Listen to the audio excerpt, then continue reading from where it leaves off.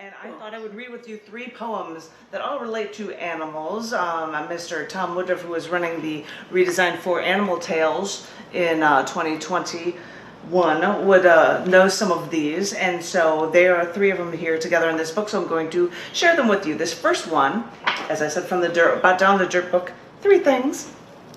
3 things. I like to be a cheese ball with my book. This first one is called One Lonesome Whale. After I heard the entire story of one lonesome whale in the Pacific whose mating call was 52 hertz, higher than what any other whale could hear. After I heard the entire story of naval researchers studying this sound for years and learning that only one whale made this mating call. After I heard this entire story, it pulled on my heartstrings, playing a melancholy melody that only I could hear as I fear for this one lost whale. Never knowing the entire story, always feeling neglected, abandoned, and alone. So is this how some sad souls are bound to feel throughout their lives? Will I swim to the deepest depths of the Pacific just so I could find this one lonely creature, so we could be together, but alone, neither one of us able to share our souls? Because hearing the entire story may not make a difference to help the truly unique creatures with their truly unique noises, calling, hoping someone will hear. The weird thing that I wrote that a while ago, but there is a documentary out, like it's just coming out this month that and there's this thing, I think it's called like The Loneliest Whale or something, 52, and I'm like, I've got to find this thing, I have to watch it, oh my gosh, this just blows my mind. Anyway. Well, So, one of my poems coming up is a whale poem. perfect, but my other 2 are not whale poems. The second one. Okay, they don't all have to be. These are my animal themes. The first one was the whale one. This second one is called Espanola Lore. While docked at Espanola Island, an Ecuadorian local explained that though they were once almost extinct, sea lions here now flourish. But along every beach like this, one rules, whom we call the beach master. What a fun little tidbit, I thought, and then took time for a swim. But 20 yards out, hip deep in the Pacific, I looked to the beach and saw one sea lion testing the domain of the beach master until the beach master charged at the other, who fled into the water straight to me. But unlike the ocean current, the wave of panic washed over me. I knew they weren't after me, so all I could do is stay perfectly still, stare as they approached.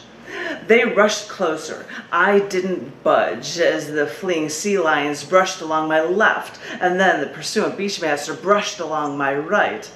After a moment, I turned to see one beach lion chase the other into the ocean until I could see them no more. Beachgoers were worried about me in that large beast's path, but I knew I was okay.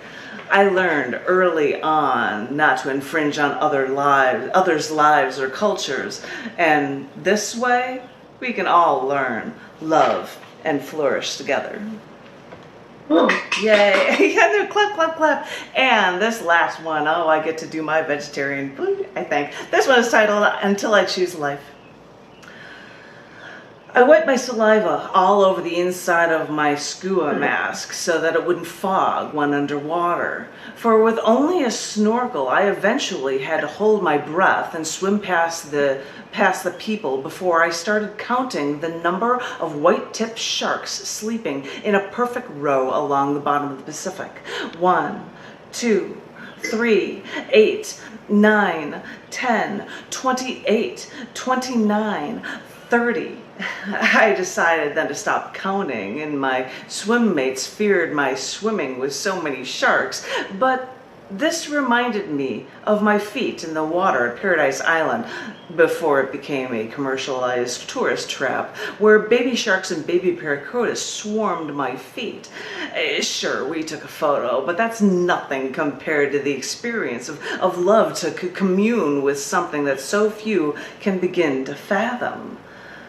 And with this love, I proudly choose life.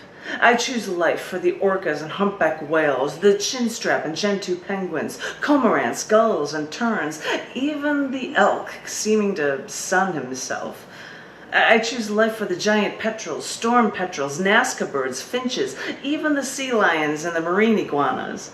I choose life for the deer who approached us as we slept in the grass under stars. I choose life for the bison who passed me on the street, and the buffalo segregated by an electric fence. I choose life for all the mass-farmed animals mankind slaughters because they consume death and not life. I choose life because you think I fly in the face of death with the choices I make, but there's no death here. For with this knowledge of these animals, this is how I truly live. Until I choose life. Ones that were pieced together and set for Animal Tales for a couple of years, and I hope you appreciated those.